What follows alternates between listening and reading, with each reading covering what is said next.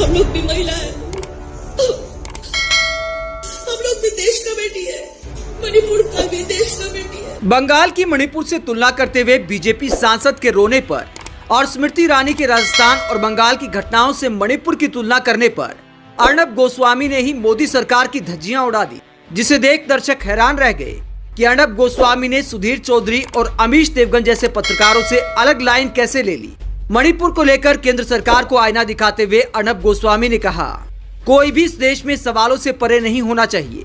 सरकार को मणिपुर पर बहानेबाजी बंद करनी चाहिए। केंद्र सरकार से जब मणिपुर को लेकर सवाल पूछे जाते हैं तो राजनीतिक स्कोर सेटल करने के लिए और बैलेंस करने के लिए बताया जाता है कि राजस्थान में क्या हो रहा है। ये बिल्कुल गलत है और गलत को गलत कहना चाहिए। हकीकत यह है कि सरकार गलतियों पर गलतियां कर रही है और मुख्यमंत्री एन बीरेन्द्र सिंह को अब तक बर्खास्त न करना बहुत बड़ी गलती है। मुझे ये सच बोलना पड़ेगा कि अगर मणिपुर में किसी विपक्षी दल की सरकार होती तो अब तक केंद्र सरकार राष्ट्रपति शासन लगा देती।